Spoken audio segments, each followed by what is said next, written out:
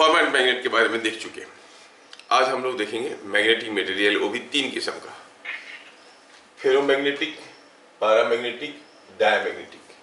सबका एग्जाम्पल देखो, फेरोमैग्नेटिक है आयरन, निकेल, कोबाल्ट, है ना। पैरामैग्नेटिक में आता है एल्यूमिनियम, लिथियम, मोलिब्डेनम। डायमैग्नेटिक में आता है सिल्वर, गोल्ड, कॉपर। एग्जाम्पल आपको याद रखना पड़ेगा, रेयरली पूछते हैं, फिर भी पूछ लिया तो चलो। अब ये क्या है? हाँ, मेरा माइक नहीं आ रहा है, क्लियर साउंड? मेरा थोड़ा इशू था। हाँ चलो ठीक, तेरा इशू खत्म हो गया। अब पहले हम स्टार्ट करेंगे कि what is a magnetic material. हम मैग्नेटिक मटेरियल किसको कहेंगे? वेबर्स मॉलिक्यूलर थ्योरी पे हम देख चुके हैं कि हॉल मॉलिक्यूल एक मैग्नेट जैसे बिहेव करता है, और उसको अगर हम कोई एक्सटर्नल मैग्नेटिक फील्ड में दिखाते हैं तो मैग्नेटाइज हो जाता है और सारे मैग्नेटिक डाइपोल्स अलाइन हो जाते हैं इन the direction of external magnetic field, तब बिहेव्स एज ए मैग्नेट। तो फिर मैग्नेटिक मटेरियल किसको कहेंगे? लिखेंगे any material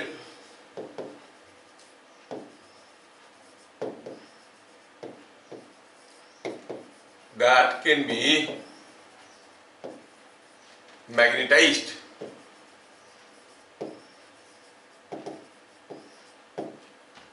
is called a magnetic material।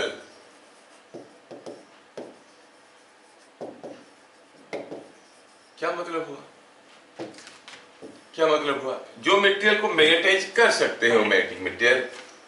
अगर हर एक मॉलिक्यूल में एक मैग्नेटिक मोमेंट एसोसिएटेड है तो इसको जब हम कोई एक्सटर्नल मैग्नेटिक फील्ड में शो करेंगे,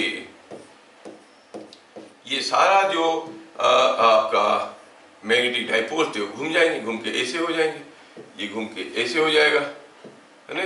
तो आप देखोगे ये सब जो है घूम के क्या हो गए, they are getting aligned in the direction of magnetic field. ये सब अगर घूम के ऐसे हो गए तो ये मैग्नेटाइज तो हो ही रहा है।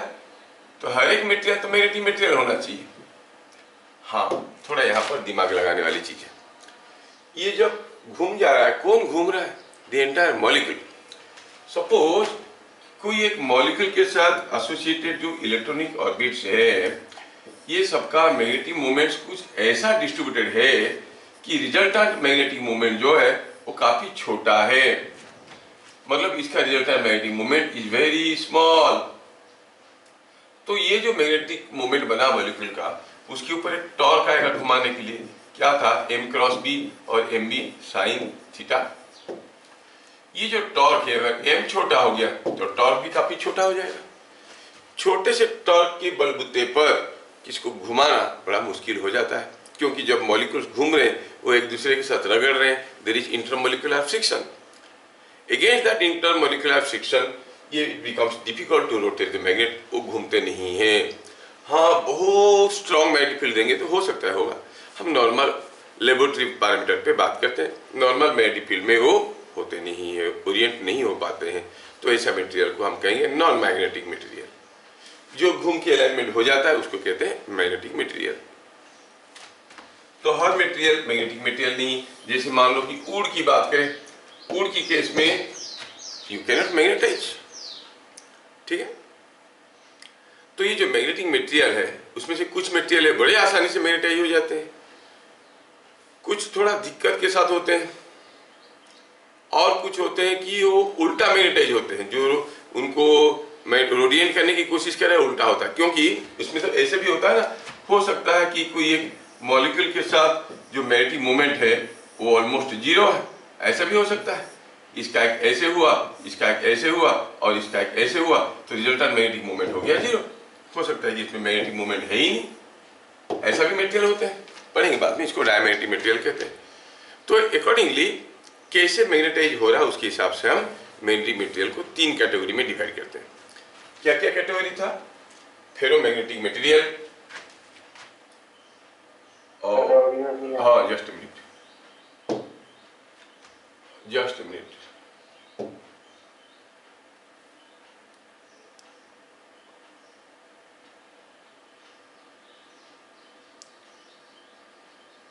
I don't know.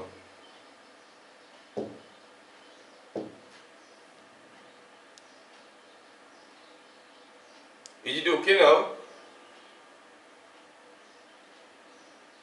थोड़ा सा 1 minute.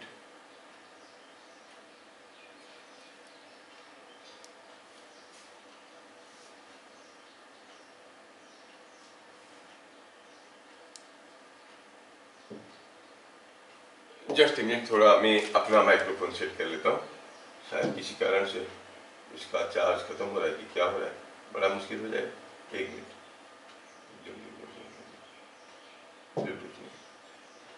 Bluetooth device. Just a minute. I'll take 30 seconds to do it. हाँ, क्या अभी मेरी आवाज आ रहा है? नहीं आ रहा? नहीं सर। अच्छा, मतलब क्लियर नहीं आ रहा है। किसी कारण से क्या मालूम क्यों कट गया, अब आ रहा होगा। Is it okay now? Yes. हाँ, यस। Yes yes yes. किसी कारण से कट गया था, देखेंगे। चार्ज तो किए थे इसको। हाँ, तो जो मैग्नेटिक मटेरियल है वो 3 कैटेगरी के हुए। एक हुआ फेरोमैग्नेटिक, पैरामैग्नेटिक एंड डायमैग्नेटिक। इनके बारे में देखना है कि क्या होता है इनके साथ।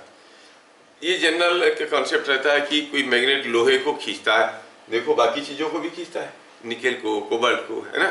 तो चीजों को थोड़ा याद रखने से आपको आसान लगेगा।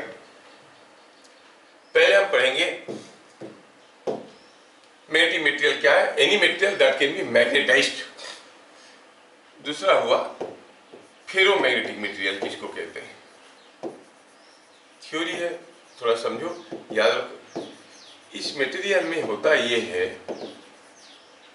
कि जो मॉलिक्यूलर मैग्नेट्स है वो ग्रुप में तो है, लेकिन ये ग्रेन स्ट्रक्चर में है। ऐसा है, मान लो कि एक डोमेन है, इसके अंदर जितने सारे वो मॉलिक्यूल्स हैं सबका मैग्नेटिक मोमेंट एक डायरेक्शन में है। ये कोई दूसरा डोमेन है, इस डोमेन में सारा ऐसा है, यहाँ पर एक कोई तीसरा डोमेन है, यहाँ पर सारे ऐसे हैं। तो ढेर सारे मॉलिक्यूलर मैग्नेट्स वो सेम डायरेक्शन में होते हैं। और ये मान लो कि चौथा है, इसमें भी कुछ ऐसे है। तो हो सकता है कि 2 है, 3 है, कितने हैं मालूम नहीं है, but there are different domains जिसके अंदर सारे मॉलिक्यूलर मैग्नेट्स सेम डायरेक्शन में होते हैं। सेम डायरेक्शन में होते हुए भी ये क्लोज लूप कर रहे हैं। देखो मैग्नेटिक मोमेंट 0 है। तो क्या है ferromagnetic material? In this type of materials, in this type of materials, the molecular magnets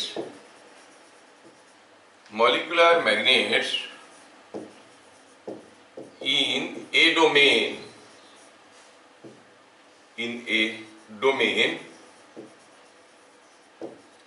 are in same direction। तो यहाँ पर जितने सारे ऐसे हैं, ये ऐसे हैं, ये ऐसे हैं, उसके साथ साथ ही क्लोज लूप करें। अब देखो जब टॉर्क आएगा, ये सबका मैग्नेटिक मोमेंट सेम डायरेक्शन में होने के कारण और ये डोमेन में जो इफेक्टिव मैग्नेटिक मोमेंट है स्ट्रांग हो जाता है। जो टॉर्क आता है वो mb sin थीटा होता है। तो टॉर्क मोमेंट ज्यादा हो गया तो ये आसानी से घूम जाएगा। और तीनों घूमने हैं, तीनों सेम डायरेक्शन थे, तीनों घूम के इस डायरेक्शन में होने की कोशिश करते हैं, तो इंटरमोलिकुलर फ्रिक्शन नहीं होता है कि नहीं। मान लो कि आप लोग किसी भीड़ में हो, आपको अकेले चलने के लिए कहा जाएगा, बाकी लोग स्टैटिक खड़े हैं तो फ्रिक्शन होगा। मान लो सारे एक साथ चल रहे हैं तो आराम से चले जाओ। तो होता ये है कि आसानी से ये घूम जाते हैं क्योंकि मैग्नेटिक मोमेंट उनके बीच में कोई फ्रिक्शन नहीं हो रहा है। तीनों एक साथ घूम रही है, तीनों एक साथ घूम रहे, there is no relative sliding, no molecular friction, बहुत आसानी से घूम जाते हैं। और मैग्नेटिक मोमेंट भी ज्यादा है तो ये तीनों का मिलकर मैग्नेटिक मोमेंट हो रहा है, मतलब जो टॉर्क होगा mb sin थीटा वो भी स्ट्रांग है, वो आसानी से इनको घुमा लेता है। These materials are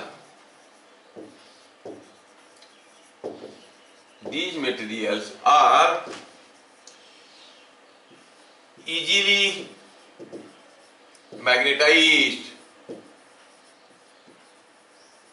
with a strong magnetic moment. Strong magnetic moment, इसमें स्ट्रॉन्ग मैग्नेटिक मोमेंट डेवलप होता है। फेरोमैग्नेटिक मटेरियल के केस में स्ट्रॉन्ग मैग्नेटिक मोमेंट होता है। कैसे होता है आप देखोगे, शुरू में मान लो कि समझाने के लिए बोल रहा हूं कि ये हुआ ग्रेन और डोमेन, ये हुआ दूसरा ग्रेन और डोमेन, ये हुआ तीसरा ग्रेन और डोमेन, ये हुआ चौथा। तो इसके अंदर सारे मैग्नेटिक डाइपोल्स ऐसे थे, इसके अंदर ऐसे थे, है ना, और इसके अंदर ऐसे थे,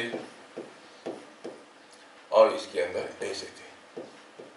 तो क्या होता है जब हमने इसको कोई एक्सटर्नल मैग्नेटिक फील्ड अप्लाई किया, when I apply an external magnetic field, तो क्या हुआ, जैसे मैं कोई मैग्नेटिक फील्ड अप्लाई किया, it develops a strong magnetic moment in the direction of external magnetic field. ये सारे घूम के कुछ ऐसे हो गए, सारे घूम के कुछ ऐसे हो गए। Are you getting? It produces a strong magnetic moment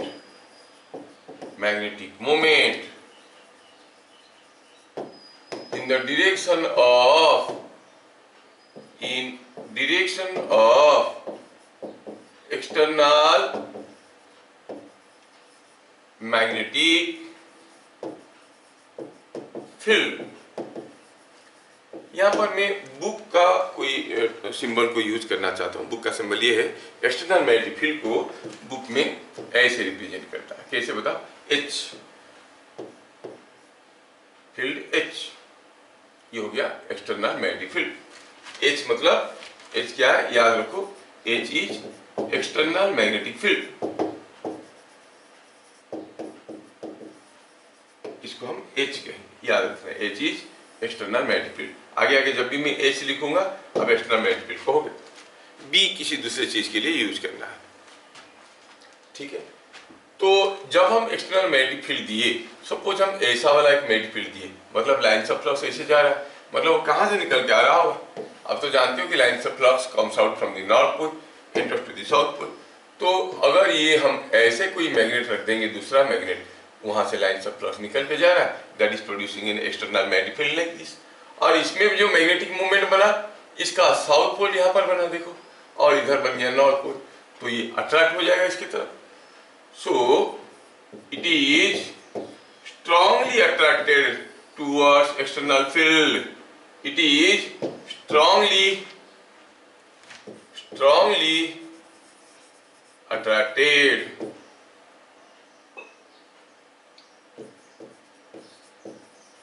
towards external field.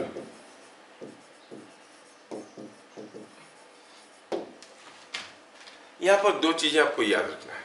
एक हुआ, it produces a magnetic moment, that to strong magnetic moment, किस डायरेक्शन में, in direction of external field. ये चीज को याद रखना, क्योंकि कोई और भी मटेरियल आपके सामने आएंगे जिसमें स्ट्रॉन्ग मैग्नेटिक मोमेंट बनेगा, लेकिन the opposite direction of magnetic field, तो इसके ऊपर काफी चीजें बदल जाएंगी। यहाँ पर जो मैग्नेटिक मोमेंट बन गया वो कैसा बना भैया, ये मैग्नेटिक मोमेंट जो यहाँ पर बना वो इस डायरेक्शन में बना, it is in the direction of external magnetic field.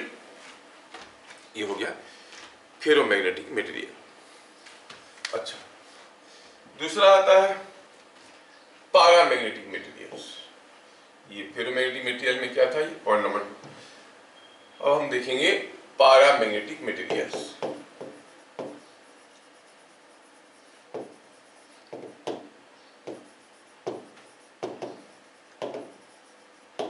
इस मटेरियल में नॉर्मली जो डाइपोल्स होते हैं, मैग्नेटिक डाइपोल्स होते हैं, वो ऐसे डोमेन में या ग्रेन में नहीं होता है, नॉर्मली ऐसे होते हैं। तो जब हम इसको कोई एक्सटर्नल मैग्नेटिक फील्ड लगाते हैं यहाँ पर, मैंने अप्लाई ये एक्सटर्नल मैग्नेटिक फील्ड, तो क्या होता है कि ये मैग्नेट सब ओरिएंट होके उसके डायरेक्शन में होते हैं। लेकिन फेरोमैग्नेटिक में जैसे स्ट्रॉन्ग चीजें बनता था वैसा नहीं बन रहा है, क्योंकि यहाँ पर थोड़े थोड़े से थे, वहां पर किसी ग्रेन के अंदर ढेर सारे मोलिकुलर मैग्नेट्स थे।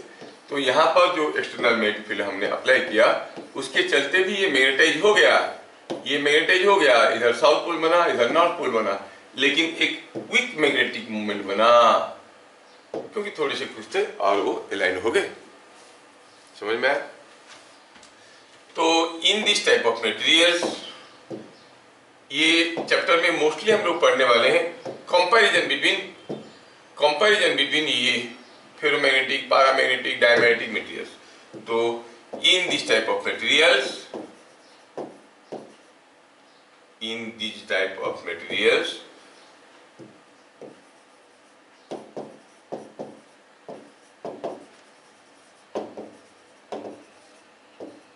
a weak magnetism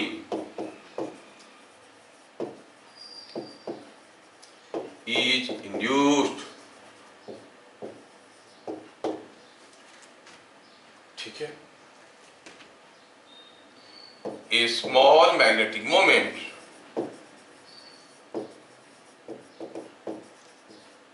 in this type of materials, a weak magnetism is induced when exposed to external field। ये लिखेंगे, when exposed to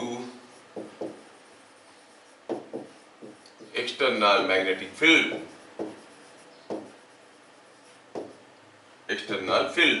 ठीक है, जगह नहीं है तो मैग्नेटिक फील्ड जो चल रहा है। खेत खलिहान के बारे में कोई नहीं सोच रहा है, फील्ड का मतलब तो मैग्नेटिक फील्ड है। A small magnetic moment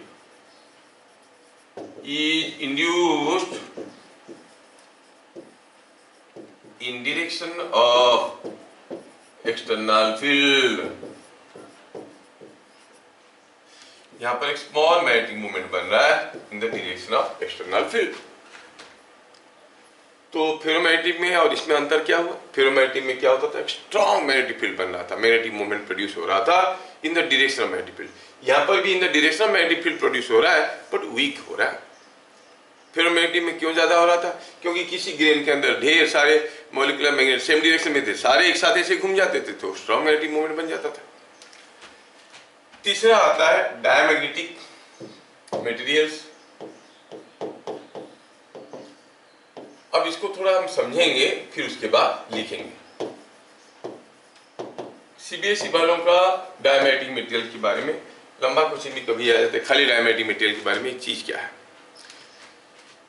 In this type of materials,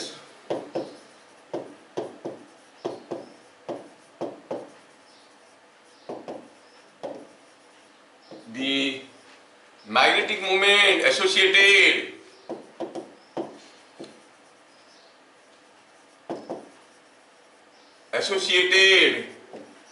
with molecules is zero. मतलब मैग्नेटिक मोमेंट है ही नहीं। ऐसा कैसा हो सकता था? अरे क्यों नहीं हो सकता है? ये कोई एक ऑर्बिट हुआ, इसका मैग्नेटिक मोमेंट ऐसे हुआ। ये कोई एक ऑर्बिट हुआ, इसका मैग्नेटिक मोमेंट ऐसा हुआ। ये कोई दूसरा ऑर्बिट हुआ जो कि जस्ट इसके ऑपोजिट में आ गया। मान लो इलेक्ट्रॉन्स उल्टे डायरेक्शन में घूम रहे हैं, तो आप कहोगे इसका मैग्नेटिक मोमेंट ऐसे हो गया। और कोई इलेक्ट्रॉन ऐसे घूम रहा है, डायरेक्शन बदल दिया, उसका मैग्नेटिक मोमेंट ऐसे हो गया। तो कैंसिल हो सकते हैं। कैसे कैंसिल होंगे? by existence of pair of electrons moving in opposite directions। एक मॉलिक्यूल है, एक एटम का इलेक्ट्रॉन ऐसे ऐसे घूम रहा है, तो बगल वाले एटम का इलेक्ट्रॉन ऐसे ऐसे घूम रहा है, दोनों का मैग्नेटिक मोमेंट एक दूसरे को कैंसिल हो रहा है। ऐसा भी हो सकता है। तो जीरो ऐसा क्यों होता है? बिकॉज ऑफ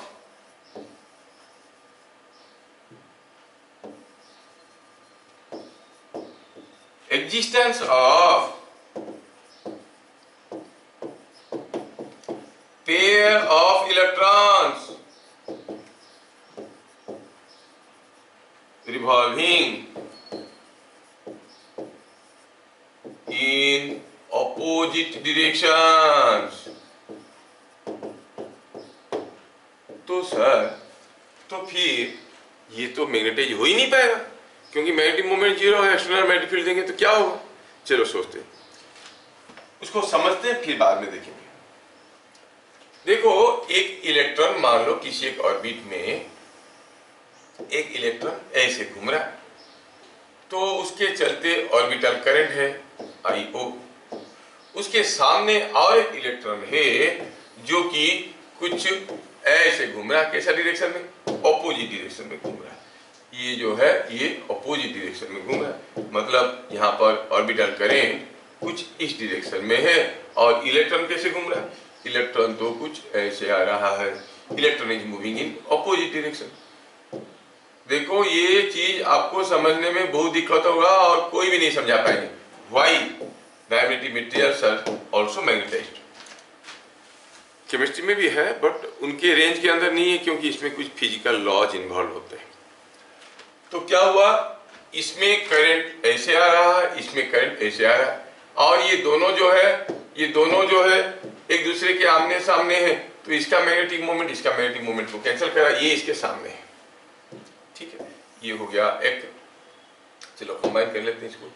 यस, अब ये दोनों एक दूसरे के सामने है, ये राखी इसके सामने आप रख सकते हो,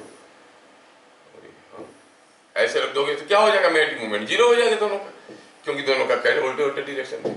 अब जब आप कोई एक्सटर्नल मैग्नेटिक फील्ड अप्लाई किए, अब थोड़ा ध्यान से सोचना, ये एक वायर है जिसमें ऐसे करंट I0 जा रहा है, ये एक वायर है, रिंग है, इसमें भी करंट I0 जा रहा है। आप एक मैग्नेट लेके आओगे, suppose you apply an external magnetic field. मैं बताया था एक्सटर्नल मैग्नेटिक फील्ड अप्लाई करने का मतलब ऐसा एक मैग्नेटिक फील्ड किसी के ऊपर अप्लाई करना। कैसे, by keeping a north pole here, यहाँ से मैग्नेटिक फील्ड ऐसे जा रहा है, when you are bringing a north pole close to it.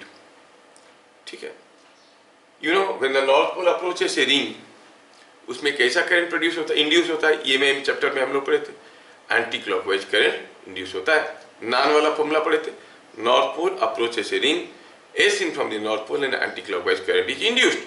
तो चलो मानते हैं कि जैसे मैंने एक्सटर्नल मैग्नेटिक फील्ड दिया तो इसमें एक एंटी क्लॉकवाइज करंट बन गया, से I डैश, और इसमें भी एक एंटी क्लॉकवाइज करंट बन गया I डैश। मतलब इसमें अब अभी टोटल करंट क्या हो गया, I0 प्लस I डैश। इसमें क्या हो गया, I0 माइनस I डैश। पहले दोनों का करंट बराबर था और एक दूसरे को वो कैंसिल कर रहे थे, लेकिन अब दोनों का करंट बदल चुका है। अब ये दोनों एक दूसरे को कैंसिल नहीं करेंगे और ये भी अपोज करेगा मैग्नेट का पास आने को, ये भी अपोज करेगा मैग्नेट का पास आने को, दोनों मिलकर अपोज करने लगेंगे by developing a magnetic movement. Oppose कैसे करेंगे, आप नॉर्थ पोल आ रहे हो तो यहाँ पर वो नॉर्थ पोल दिखा के बाय लेंजेस लो, है ना, the induced current always opposes to all the causes responsible for its induction. तो क्या हो जाएगा, यहाँ पर एक नॉर्थ पोल बनेगा, जब इसको पास ला रहे हो उसको रोकने की कोशिश करेगा। क्या बात समझ में आ रहा है? So it is by Lenz's law, you could understand कि इसमें भी मैग्नेटिक मोमेंट बना ड्यू टू इंडक्शन, जो मैग्नेट की आने के अपोज कर रहा है, ये भी अपोज कर रहा है, दोनों अपोज करें। सोचो मैं एक एक्सटर्नल मैग्नेटिक फील्ड दिया और मटेरियल के अंदर एक अपोजिशन क्रिएट हुआ, मैं नॉर्थ पोल पास लाया, ये अपोज कैसे करेगा, by creating a north pole like this. इसमें उल्टा मैग्नेटिक मोमेंट बन रहा है, समझ में आया, उल्टा मैग्नेटिक मोमेंट बन रहा है। अच्छा, इसीलिए इस किस्म की मटेरियल में पहले तो मैग्नेटिक मोमेंट था नहीं, मैग्नेटाइज करने की कोशिश किए, वो अपोज कर रहा है। अब बच्चे भी तीन किस्म के होते हैं, फेरोमैग्नेटिक जिनको समझाओ बढ़िया से समझते हैं करते हैं, पैरामैग्नेटिक बच्चे जिनको बड़े मुश्किल से, उनको इंटरेस्ट नहीं है, धीरे से होते हैं, कुछ तो जानते भी नहीं है और उनको सिखाओ तो अपोज करते हैं, नहीं सर ऐसा क्यों होगा, ऐसा क्यों करेंगे, करने से क्या फायदा, उनको क्या कहते हैं, डायमैग्नेटिक बच्चे। आप लोग सब फेरोमैग्नेटिक हो, कोई अच्छी बात है, इसमें कोई सोचने वाली बात नहीं है। समझ में आया क्या? तो क्या हुआ इसमें, डायमैग्नेटिक मटेरियल में, in this type of materials the magnetic moment associated with molecules is zero because of existence of pair of electrons revolving in opposite directions। जैसे मैं इसको एक्सटर्नल मैग्नेटिक फील्ड दिया, इसमें करंट बढ़ गया मतलब स्पीड बढ़ गया इलेक्ट्रॉन का, इलेक्ट्रॉन जल्दी जल्दी भागने लगेंगे। एक केस में इलेक्ट्रॉन का स्पीड घट गया, करंट घट गया मतलब इलेक्ट्रॉन का स्पीड घट गया। लास्ट क्लास भी हम लोग तो देखे थे, है ना, कैसे इलेक्ट्रॉन मूव करने से मैग्नेटिक मूवमेंट बनता है। एक केस में इलेक्ट्रॉन का स्पीड घट जाएगा, एक केस में इलेक्ट्रॉन का स्पीड बढ़ जाएगा। Accordingly, both of them will create a equivalent magnetic moment in opposition to the external magnetic field. Why in opposition to Lenz's law? ठीक है, तो when expose to external magnetic field, आपको इतना details में नहीं लिखना है, मैं थोड़ा सा फिर समझा दिया आपको। When expose to external magnetic field, the speed of electrons in the pair differs by Lenz's law.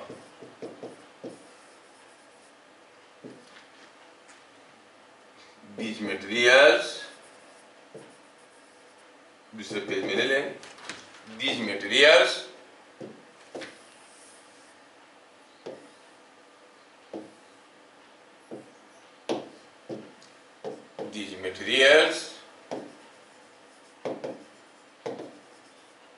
produce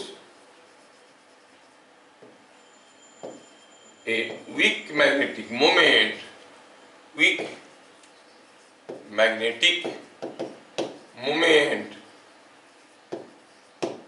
in opposition to external magnetic field. External magnetic field in opposition to external magnetic field, ये weak magnetic moment बनाते हैं। मतलब हुआ ये कि अगर यहाँ पर कोई एक डायमैग्नेटिक मटेरियल है, आपने ऐसा एक मैग्नेटिक फील्ड अप्लाई किया by bringing a north pole close to it, तो इसमें वीक मैग्नेटिक मोमेंट बनेगा opposite to the external field. ठीक है, मतलब आप नॉर्थ पोल एक्सपोज करोगे तो यहाँ पर नॉर्थ पोल मिलेगा, यहाँ पर साउथ पोल मिलेगा, उल्टा। ये हो गया डायमैग्नेटिक मटेरियल की कहानी। इसमें जो मैग्नेटिक मोमेंट मिलेगा वो ऑपोजिट टू एक्सटर्नल फील्ड मिलेगा। ठीक है, ये सब फिगर को आपको पक्का करना है। You must learn how to draw this figures. दिखाना है कि यहाँ पर ऑपोजिट मैग्नेटिक मोमेंट बन रहा है जब भी एक्सपेंशन आएगा, और दिखाना है कि मैं नॉर्थ पोल दिखाया तो यहाँ पर नॉर्थ पोल बना। अच्छा, मैं नॉर्थ पोल दिखाया, नॉर्थ पोल मिला, तो ये अट्रैक्ट होगा कि रिपेल हो जाएगा? ये रिपेल हो जाएगा। बोलोगे तो पता चलेगा कि सुन रहे हो। ये रिपेल हो जाएगा, मतलब वीकली रिपेल हो जाएगा। अब मैं तीनों को थोड़ा एक साथ बनाना चाहता हूं। ये होगी हमारा फेरोमैग्नेटिक मटेरियल, ठीक है, ये हो गया हमारा फेरोमैग्नेटिक मटेरियल। इसमें क्या हुआ, जब तीनों को बनाना कोशिश करोगे तो थोड़ा ऐसे करना।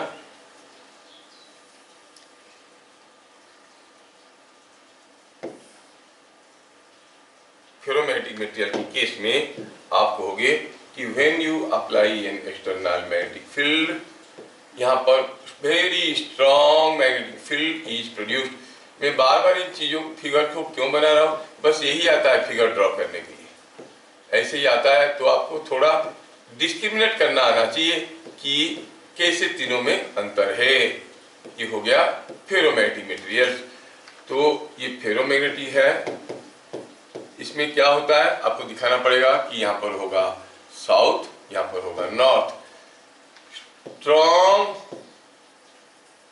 ऑपोजिट पोल में कैसे दिया magnetic field, by exposing a north pole close to it. इस केस में भी वही, हर केस में मैं एक नॉर्थ पोल ला के इनके साथ सामने रख रहा हूं ताकि मैं इनको एक्सटर्नल मैग्नेटिक फील्ड दे पाऊं, ऐसा। ठीक है, तो तीनों केस में क्या हो रहा है, इस केस में क्या हो रहा है, strong opposite pole, north pole ये तो बना south pole, opposite pole is induced, strongly attracted,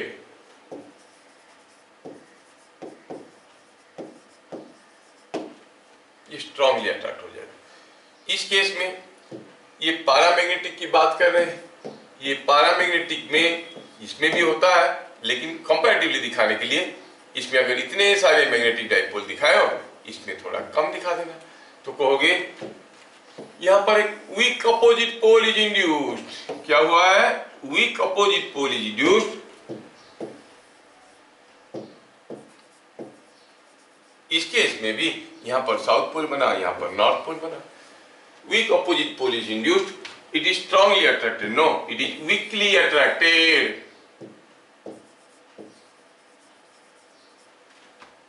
फिर आता है डायमैग्नेटिक। इस केस में क्या होगा डायमैग्नेटिक की केस में? इसमें तो ऑपोजिट पोल्स बनेंगे, नहीं लाइक पोल्स बनेंगे, ये बनेगा नॉर्थ, ये बनेगा साउथ। आप कहोगे weak like pole is induced, weak like pole is induced.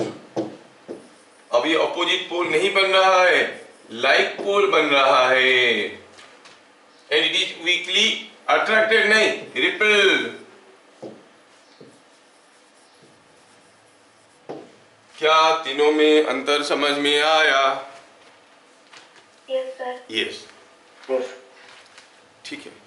So differentiate between ferromagnetic, paramagnetic and diamagnetic material कहेगा तो पहले उनका प्रॉपर्टी, उनका अंदर का स्ट्रक्चर कैसा है, डिपेंड करता है कितने मार्क के लिए। ये सारे जो है ऑब्जेक्टिव क्वेश्चन है। कोई डायमैग्नेटिक मटेरियल को किसी मैग्नेटिक फील्ड में रखोगे दूर ढकेले जाएगा, ठीक है। तो ये हो गया तीनों मटेरियल। अब ये तीनों मटेरियल को कुछ मैग्नेटिक प्रॉपर्टी के बलबूते पर हम कहेंगे इसको डिफरेंशिएट करने की कोशिश करेंगे। पहला आता है intensity of magnetisation.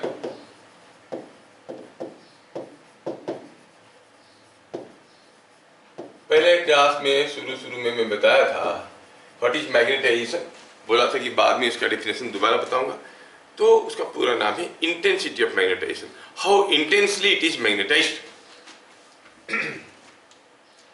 It is defined as, इसको आई से डिनोट करेंगे, it is defined as the net magnetic moment, magnetic moment developed per unit volume, per unit volume of material, magnetic material in direction of external magnetic field। क्या है I? I is magnetic moment developed per unit volume. अगर हम कहेंगे कि हमारे पास कोई एक magnetic material था, ये है वो मैग्नेटिक मटेरियल, इसको हमने कोई एक्सटर्नल मैग्नेटिक फील्ड में हमने इसको एक्सपोज किया और पता चला कि इसके अंदर कुछ मैग्नेटिक मोमेंट बन गया। And say this magnetic moment is m, और इस मटेरियल का वॉल्यूम है v, volume of this material is v, volume of this material is v। इसका वॉल्यूम कितना है? v। चलो मानते हैं कि ये जो मटेरियल है इसका लेंथ है l और एरिया है a, ये एरिया है a।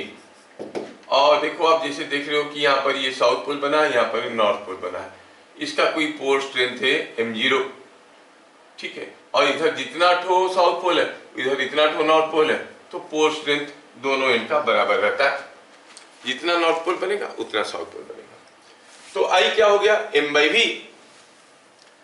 यहां पर सबसे ज्यादा इंपॉर्टेंट चीज है याद रखने वाली, वो ये है it is defined as the net magnetic moment developed per unit volume of magnetic material in direction of, ये इंपॉर्टेंट है, in direction of external magnetic field. मतलब अगर मैग्नेटिक मोमेंट ऑपोजिट डायरेक्शन में होता तो आई नेगेटिव हो जाता। इन the direction of magnetic moment क्या बना है? m बना है, m/v। और चलो थोड़ा वैल्यू लिखते हैं, लास्ट क्लास में हम लोग पढ़े m क्या था? It was m0 into l, m0 into l। v क्या है? v is area of this material into L, तो एल कैंसिल हो गया, मिल गया m0/a weber per metre square. Unit आया वेबर पर मीटर स्क्वायर, जो कि मैग्नेटिक फील्ड का यूनिट है। क्या बात समझ में आया? इसको मैं थोड़ा और भी दूसरे तरीके से लिख सकता हूं। I can consider intensity of magnetization is the magnetic moment per unit volume produced in the direction of magnetic field, or it is a opposite pole strength induced per unit area of the pole phase. I is equal to m0/a. I is also defined as the opposite pole strength induced, pole strength induced per unit area of pole phase। देखो पूरा theoretical है, लिखने की कोशिश मत करो, बाद में लिख लोगे इसको। तो I का हमारे पास दो फॉर्मूला आया, क्या है? एक हुआ m0/a, दूसरा हुआ m/v। और यहाँ पर फिर से याद रखने वाली चीज है opposite pole face. Like pole हो गया तो हम I का वैल्यू नेगेटिव ले लेंगे। अगर आप समझदार हो तो फॉर फेरोमैग्नेटिक मटेरियल क्या कहोगे? फेरोमैग्नेटिक मटेरियल्स I इज क्या कहोगे? Strong magnetic moment is developed in the direction of magnetic field is very high. I is very high. For paramagnetic materials, I is small. हाँ, high, very high लिखो या very large positive, ऐसे लिखो क्योंकि ये positive है। ये भी स्मॉल है लेकिन पॉजिटिव है, ये भी अपोजिट पोल इंड्यूस करता है। But if you go for diamagnetic materials क्या कहोगे? I पॉजिटिव होगा कि नेगेटिव होगा? नेगेटिव होगा। स्मॉल होगा कि लार्ज होगा? स्मॉल होगा। स्मॉल नेगेटिव है, बस यही पूछा जाएगा। What do you mean by intensity of magnetization? What are its values for ferromagnetic, paramagnetic and diamagnetic? क्या बात समझ में आया? यस, इंटेंसिटी ऑफ मैग्नेटाइजेशन हमें समझ में आया। नेक्स्ट देखते हैं मैग्नेटिक इंडक्शन। मैग्नेटिक प्रॉपर्टीज में हम लोग देखे ये, अब देखेंगे पॉइंट नंबर 2 में मैग्नेटिक इंडक्शन। ये सब मैग्नेटिक प्रॉपर्टीज है, इसको हम लोग लिखेंगे B से। इट is defined as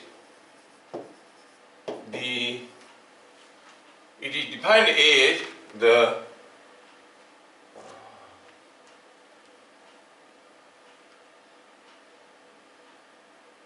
net magnetic field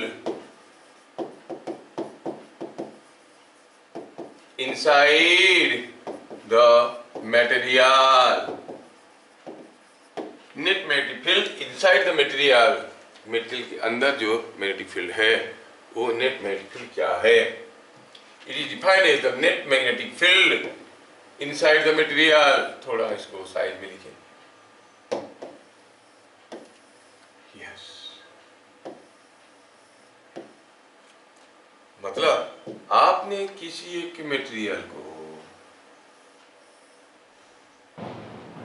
external magnetic field तो दिया और क्या हुआ, अंदर ये मैग्नेटाइज हो गया। Now it is behaving as a magnet. जब ये मैग्नेट बन गया तो आप देखोगे कि इसके अंदर जो, अगर ये नहीं भी है, कोई मैग्नेट के चलते अंदर कोई मैग्नेटिक फील्ड होता है, लाइन ऑफ फ्लक्स ऐसे निकल के आता है, तो जो इंड्यूस हो गया उसके लिए भी कुछ मैग्नेटिक फील्ड है, और आप एक्सटर्नल मैग्नेटिक फील्ड दिए हो तो उसके लिए भी कुछ मैग्नेटिक फील्ड है। तो आप क्या कहोगे? तो बी है और क्या है?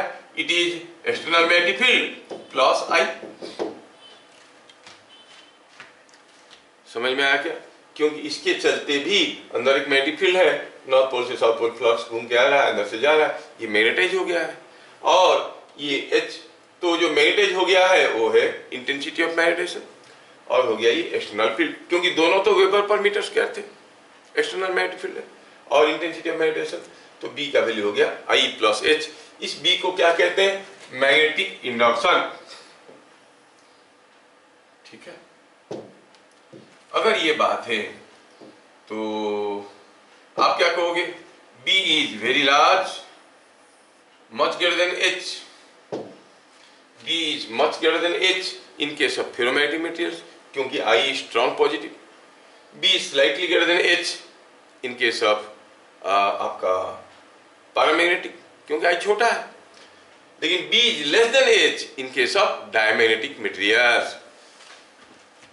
फॉर फेरोमैग्नेटिक मटेरियल, थोड़ा जगह बनाता हूं इसको, ये सारे चीजें, छोटे छोटे चीजें आपको समझना पड़ेगा। स्टेटमेंट समझ गए तो फिर आप देखोगे कि ये चीजें आप समझ सकते हो। B is given by I into H। Ferromagnetic material में B is much greater then H, paramagnetic material में भी B is greater than H और slightly greater than H because I is small.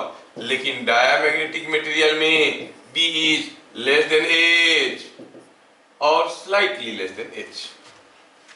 ऐसा लिखने का मतलब हुआ स्लाइटली लेस देन H। ठीक है, थोड़ा सा H से कम है, B slightly less than H। बस ये हो गया क्वेश्चन 1 मार्क वाला। हम तीनों मटेरियल का मैग्नेटिक प्रॉपर्टी को साथ साथ कंपेयर करते हुए जा रहे हैं। किस केस में B H से काफी ज्यादा है, किस केस में B थोड़ा सा ज्यादा है, किस केस में थोड़ा सा कम है। क्या बात समझ में आया? Point number 3। पॉइंट नंबर 3 में ये जो क्वेश्चन दे रहा हूं एक एनालिसिस है, ये बहुत बार बार आता है, थोड़ा ध्यान से देख लेना।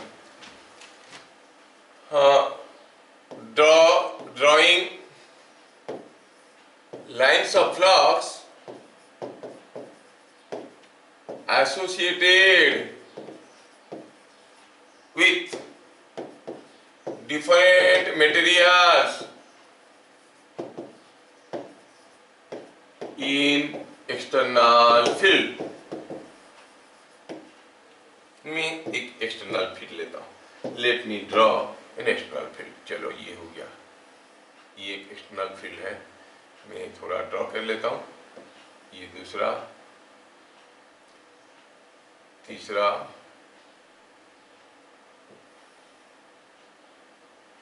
ये कोई एक्सटर्नल फील्ड है, मैं सारे को ड्रॉ करने की कोशिश कर रहा हूं। ठीक है, ये सारे एक्सटर्नल फील्ड है। ठीक है, अब मैं यहाँ पे कोई एक ले लेता हूं, कोई एक फेरोमैग्नेटिक मटेरियल के केस में। ये एक फेरोमैग्नेटिक मटेरियल है, तो ये फेरोमैग्नेटिक मटेरियल के केस में क्या हो रहा है? फेरोमैग्नेटिक मटेरियल के केस में ये जो लाइन्स ऑफ फ्लक्स यहाँ से आ रहे हैं ऐसे, ये क्या करेंगे? ये क्या करेंगे? आप जानते हो कि यहाँ पर ये कौन सा पोल बनेगा? साउथ पोल बनेगा, यहाँ पर नॉर्थ पोल बनेगा। तो ये जो फेरोमैग्नेटिक मटेरियल है, ये साउथ पोल यहाँ पर बनने के कारण ये लाइन्स ऑफ फ्लक्स कहाँ जाते थे? नॉर्थ पोल से निकल के साउथ पोल की तरफ। ये सारे खींचे जाएंगे, आप देखोगे ये सब ऐसे बेंड हो जाएंगे। ये हुआ ऐसे। ये फिगर को बढ़िया से ड्रॉ करना सीखना चाहिए। ये ऐसे करके आएंगे, फिर यहाँ से ऐसे निकलेंगे और निकलने के बाद ये सारे फिर से ऐसे भाग जाएंगे। ठीक है, तो क्या हो जाएगा? ये लाइन्स ऑफ फ्लक्स यहाँ से फिर से निकले और गया ऐसे, यहाँ से निकला ऐसे, यहाँ से निकला ऐसे, यहाँ से निकला ऐसे। You see the lines of flux who are coming out here like this. तो सारा के लाइन्स ऑफ फ्लक्स को सॉक करके भीतर से ऐसे ले लेगा। ये कौन सा मटेरियल है? ये फेरोमैग्नेटिक मटेरियल है। तो आपको ये फेरोमैग्नेटिक मटेरियल दिखाना है, इसमें ढेर सारे मॉलिक्यूलर मैग्नेट्स को ऐसे दिखाना है। ये बड़ा इंपॉर्टेंट है when you are drawing all the three, और बोर्ड में बार बार ये फिगर ड्रॉ करने के लिए आता है। Draw the lines of flux associated with A ferromagnetic material in external magnetic field. ये सारा जो खींच के साउथ पोल में घुसते हैं, इधर से निकलते हैं। किसका फिगर हो गया? ये हो गया केस ऑफ फेरोमैग्नेटिक मटेरियल्स।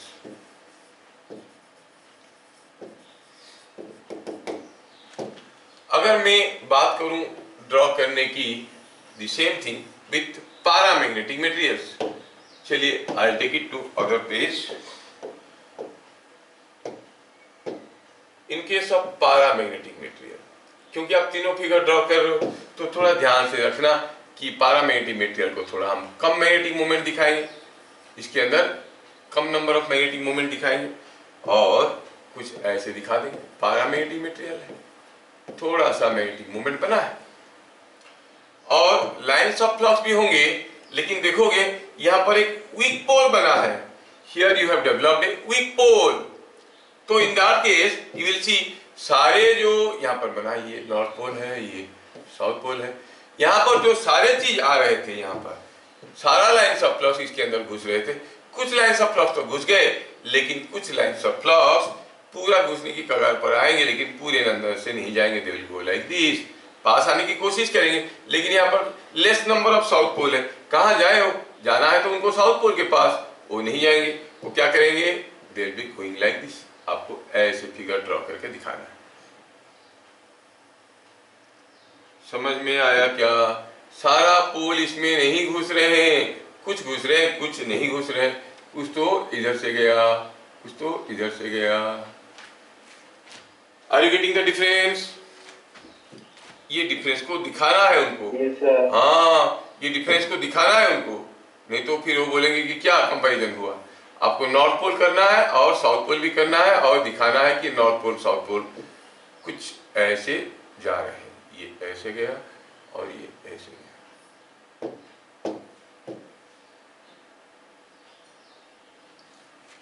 तो फेरोमैग्नेटिक मटेरियल के केस में सारे के सारे घुस के इसके अंदर से जा रहे थे। अब कुछ इससे अंदर से जा रहे हैं, कुछ बाहर से जा रहे हैं। ये हो गया केस ऑफ पैरामैग्नेटिक मटेरियल्स। ये हो गया पैरामैग्नेटिक मटेरियल की केस की बात। डायमैग्नेटिक करने की कोशिश करेंगे। चलिए डायमैग्नेटिक बनाएंगे। डायमैग्नेटिक में क्या हो रहा है? तो आप जानते हो कि ऑपोजिट पोल होने की बजाय लाइक पोल होता है। चलिए इसी फिगर को ड्रॉ करने की फिर से कोशिश करते हैं। इस फिगर में हम देखेंगे कि ये डायमैग्नेटिक मटेरियल की केस में कैसे होता है। अब क्या हो गया? डायमैग्नेटिक मटेरियल की केस में आपके अंदर जो मैग्नेटिक डाइपोल मोमेंट्स बने, वो तो ऑपोजिट पोल बना है, सॉरी लाइक पोल बना है। वो तो रोकने की कोशिश कर रहा है। थोड़ा सा दिखाना, ज्यादा मत दिखाना, क्योंकि weak magnetic field is induced. अब क्या हो गया? ये जो फ्लक्स थे, ये जो लाइंस ऑफ फ्लक्स यहाँ पर थे, ये लाइंस ऑफ फ्लक्स अब कहाँ हो? तो नॉर्थ पोल से निकल के साउथ पोल जाने की कोशिश कर रहे थे। नॉर्थ पोल से निकल के साउथ पोल जाने की कोशिश कर रहे थे। कुछ ऐसा था। अब उनको क्या मिल गया? सामने से ठेंगा, क्योंकि यहाँ पर तो नॉर्थ पोल आया और यहाँ पर तो साउथ पोल आया। तो ये लाइंस ऑफ फ्लक्स सब मुड़ के इधर उधर जाने की कोशिश करेंगे। ये देखोगे कि जो ये तो ऐसे जाएगा ही, ये भी ऐसे जाएगा, ये इधर से निकल जाएगा ऐसे, क्योंकि उसको घुसना था साउथ के पास, ये इधर चले जाएगा। ये भी कुछ ऐसे चले जाएगा, ये कुछ ऐसे चले जाएगा और ये कुछ ऐसे चले जाएगा। They will never intersect. Remember, lines of flux will never intersect. ये चीज बनाना ठीक से, एक दूसरे को टच मत करवा देना। और ये बेचारा का रास्ता मिलेगा, इधर जाएगा सोच के जबरदस्ती इसके अंदर से हो सकता है कि चला गया। तो देख रहे हैं कि हम मैं थोड़ा नीचे वाला फिगर गलत बनाया हूं, इसलिए गड़बड़ हुआ है। ये ऐसे चले जाएगा, है ना? तो ये लाइन्स ऑफ फ्लक्स इसके अंदर से नहीं जा रहे हैं। ये लाइन्स ऑफ फ्लक्स इसके अंदर से नहीं जा रहे, रेदर ये बाहर से मुड़ के जाना पसंद करते हैं, क्योंकि ये तो लाइक पोल इंड्यूस कर रहा है। क्या आपको डिफरेंस समझ में आ रहा है तीनों फिगर में? yes, sir. हाँ, ये साउथ नॉर्थ, नॉर्थ साउथ लिखना जरूरी है। ये हो गया केस ऑफ डायमैग्नेटिक मटेरियल, ये फिगर ड्रॉ करने के लिए आता है। ठीक है, डायमैग्नेटिक मटेरियल की केस में क्या होता है, ऐसा फिगर आता है इसमें ड्रॉ करने के लिए। ठीक है, नेक्स्ट टॉपिक, यहां पर एक नया टर्म आता है, रिलेटिव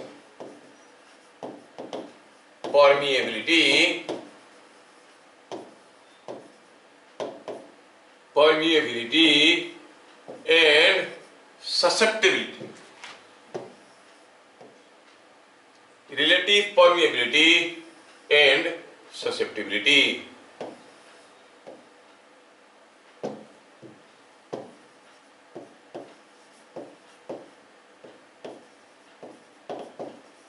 ससेप्टिबिलिटी को कुछ बुक में से एक्स लिखते हैं, ठीक है ना। मैं आप सिंबल आपको देखो जो पसंद है वो करना, मैं ऐसा लिखता हूँ। कुछ बुक में एक्स लिखते हैं ऐसे, वो ग्रीक लेटर वाला, ठीक है, मैं ऐसे लिखता हूँ। जाए, सिंबल अपना अपना यूज कर सकते हो, ससेप्टिबिलिटी लिख लो, सिंबल जो यूज करना है कर लो। क्या है, हमें मालूम है कि B is equal to I plus H, अभी थोड़ी देर पहले देखे, magnetic induction is intensity of magnetization plus external magnetic field. ये म्यू आर क्या है, it is defined as the magnetic induction produced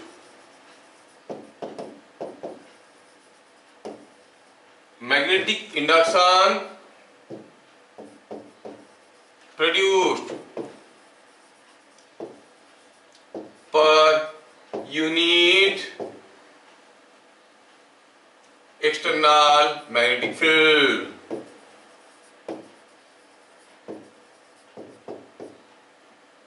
ये याद रखना, मतलब म्यू आर क्या है, अगर H एक्सटर्नल फील्ड देने से B मैग्नेटिक इंडक्शन प्रोड्यूस होता है तो it is B by H। Obviously B है weber per metre square, H में वेबर पर मीटर स्क्वायर, तो it's a unitless quantity, unitless quantity. अब यूनिटलेस हुआ तो डायमेंशनलेस भी हो गया। अच्छा, तो ये म्यू आर सोचो इज मच ग्रेटर देन 1, क्योंकि फेरोमैग्नेटिक की केस में it is B is very very large, is much greater than 1 for ferromagnetic. Iron, copper, ये सब के लिए ये काफी ज्यादा है। स्लाइटली ग्रेटर देन 1 फॉर, दरवाजा बंद करो, बाहर हो, बाहर हो, close the door. For paramagnetic materials, ठीक है, एंड इट इज, क्या बता सकते हो डायमैग्नेटिक के लिए क्या होगा? B तो H से कम है ना, क्योंकि ऑपोजिट पोल बन रहा है। B H से कम है तो it is less than 1। Mu r is less than 1, B और mu r is less than 1 for diamagnetic materials. वो आपको क्वेश्चन कैसे भी घुमा फिरा के पूछेंगे। 3 materials are available. The relative permeabilities are 250, 1.5 and 0.9. Identify their nature. तो आप कहोगे जिसका 250 हो फेरोमैग्नेटिक है, और जिसका 1.5 है वो पैरामैग्नेटिक है, जिसका 0.9 है वो डायमैग्नेटिक है। क्या बात समझ में आया? देख लो क्वेश्चंस कैसे आएंगे, थ्योरेटिकल क्वेश्चन से। क्या ये सारा चीजें सबको समझ में आया? यस। ये हम लोग देख लिए परमेबिलिटी। ससेप्टिबिलिटी क्या है? ससेप्टिबिलिटी जाई, ससेप्टिबिलिटी ये क्या है? Defined as the intensity of magnetization produced in direction of unit external field। मतलब अगर हम H एक्सटर्नल फील्ड दिए, I हुआ इंटेंसिटी ऑफ मैग्नेटाइजेशन, तो ये हो गया I बाई H। ये भी वेबर पर मीटर स्क्वायर, ये भी वेबर पर मीटर स्क्वायर, तो ये हो गया वेबर पर मीटर स्क्वायर का यूनिट, मतलब ये हो गया यूनिटलेस। ये भी ससेप्टिबिलिटी में एक्सटर्नल फील्ड दिए, कितना आई बना। आप कहोगे कि फेरोमैग्नेटिक की केस में स्ट्रॉन्ग आई बनता है and this quantity is strong positive, ठीक है ना, स्ट्रॉन्ग पॉजिटिव, क्योंकि जो ये बनता है इसमें आपका मैग्नेटिक मोमेंट इंटेंसिटी वो इन द डायरेक्शन ऑफ, दरवाजा बंद करो, स्ट्रॉन्ग पॉजिटिव है ये फॉर फेरोमैग्नेटिक मटेरियल्स, क्योंकि इस केस में जो आई है it is in the direction of external field, it is with positive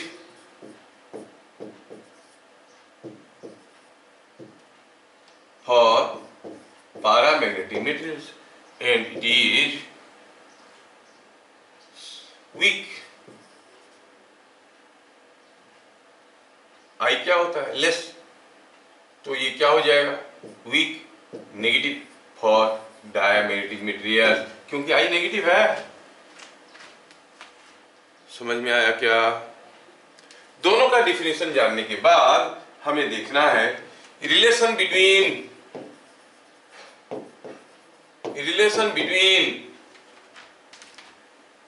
susceptibility and relative permeability.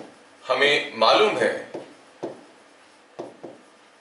कि जो हमारा B है वो I प्लस H है।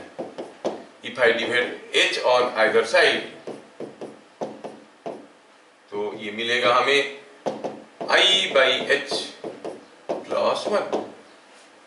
ये हो गया mu r is equal to mu r is equal to I, sorry ऐसे लिख सकते हैं, इट इज 1 प्लस जाई। ये रिलेशन निकालने के लिए आता है, कितना इजी है देखो तो, लेकिन उसके लिए आपको ये दोनों को डिफाइन करना पड़ेगा, म्यू आर और जाई को डिफाइन करना पड़ेगा। डिपेंड करता है कितने मार्क की क्वेश्चन है। 1 मार्क के लिए दिया है डिराइव है रिलेशनशिप बिटवीन दिस, तो सीधा यहां से शुरू करो, खाली लिख दो कि B is magnetic induction, I is intensity of magnetisation, H is external field length, फिर से B is magnetic induction, H is external magnetic field,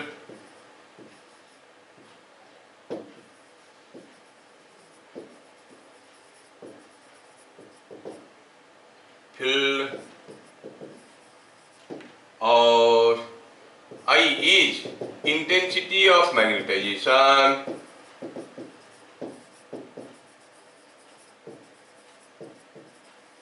ये सब लिखना पड़ेगा जब आप इसको लिखोगे।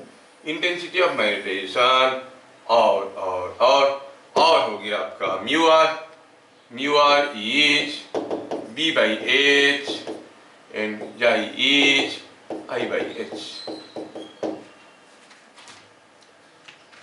क्या बात समझ में आया? So the relation is coming out